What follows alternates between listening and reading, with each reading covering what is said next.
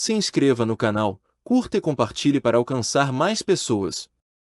Zacarias 14 e o pós-tribulacionismo. Zacarias 14 é uma das passagens mais impactantes sobre os eventos finais e o retorno glorioso de Yahushua. Este capítulo descreve a invasão de Jerusalém, a manifestação do Messias e o estabelecimento de seu reino. Para os que defendem a visão pós-tribulacionistas, Zacarias 14 reforça a ideia de que os crentes passarão pela grande tribulação antes da volta de Yahushua, sendo resgatados apenas em sua segunda vinda. O capítulo se inicia com a profecia de que Jerusalém será atacada e que metade da cidade será levada cativa. Esse evento pode ser associado ao ensino de Yahushua em Mateus 24, 21 e 22, onde ele fala sobre uma tribulação sem precedentes, e apenas a sua vinda poderá encurtar esses dias para salvar os eleitos. O verso 3 de Zacarias 14 afirma que Yahvé sairá para pelejar contra as nações, o que se encaixa perfeitamente com Apocalipse 19, 11 e 16, onde Yahushua aparece montado em um cavalo branco para derrotar os exércitos do Anticristo. Esse evento não pode ser confundido com um arrebatamento pré-tribulacional, pois envolve guerra, juízo e intervenção direta de Yahushua na terra. O verso 4 descreve Yahushua colocando os pés sobre o Monte das Oliveiras, que se fenderá ao meio. Esse detalhe é crucial, pois Atos 1, 11 e 12 registra que os anjos disseram aos discípulos que Yahushua voltaria do mesmo modo como subiu, fisicamente no mesmo local. Isso se alinha com a visão pós-tribulacionista, que ensina um retorno visível e glorioso de Yahushua no final da tribulação. Zacarias 14 horas e 5 menciona que virá o Senhor, meu Deus, e todos os santos com ele, o que encontra eco em 1 Tessalonicenses 3 horas e 13 e Judas 14 e 15, onde se fala sobre Yahushua vindo com seus santos para julgar o mundo. Isso sugere que os crentes não são arrebatados antes da tribulação, mas são glorificados e retornam com ele no fim.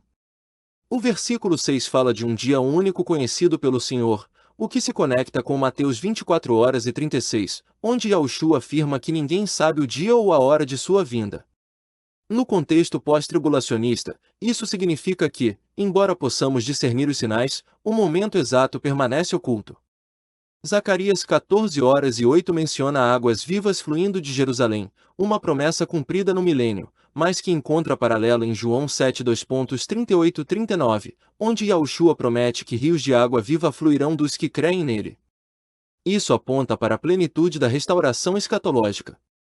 O verso 9 declara que Yahvé será rei sobre toda a terra, o que ressoa com Apocalipse 11 horas e 15, quando é proclamado que os reinos do mundo vieram a ser de nosso Senhor e do seu Cristo. Isso reforça que o reinado de Yahushua se estabelece após sua segunda vinda e não antes. Os versos 12 a 15 descrevem o julgamento das nações que lutaram contra Jerusalém. Isso se encaixa com Apocalipse 19, 19 e 21, onde os exércitos do Anticristo são destruídos pela palavra que sai da boca de Yahushua. Em Zacarias 14, 16 e 19, vemos as nações sobreviventes sendo obrigadas a celebrar a festa dos tabernáculos em Jerusalém.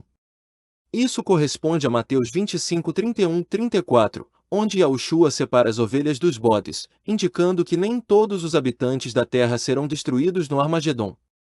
Esse capítulo ensina que a intervenção de Yahushua na terra ocorre no final da tribulação, não antes.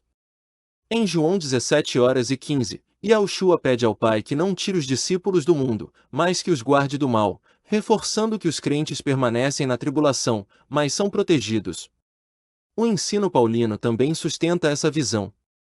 Em 2 Tessalonicenses 2, 1, 3, Paulo esclarece que a vinda de Yahushua e nossa reunião com ele não acontecerão antes da manifestação do Anticristo. Isso desqualifica qualquer ideia de um arrebatamento pré-tribulacional.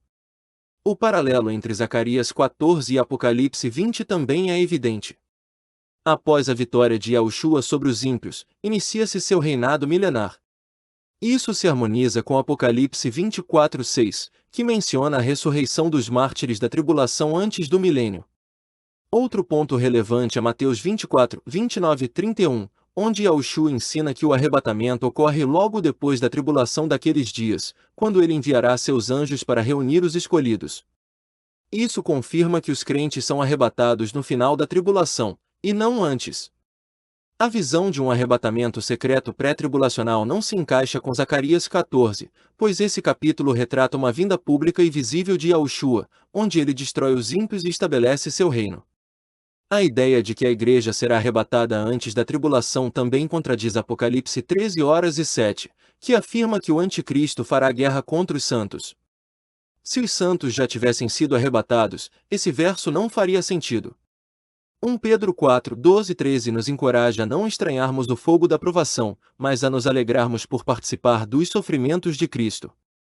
Isso apoia a ideia de que a igreja enfrentará a tribulação, mas será vitoriosa no final. A promessa de livramento em Apocalipse 3:10 não significa um escape físico da tribulação, mas uma proteção espiritual no meio dela. Isso é reforçado pelo exemplo dos israelitas no Egito, que foram protegidos das pragas sem precisar sair do mundo. O propósito da tribulação é purificar os santos e preparar o mundo para o reinado de Yahushua.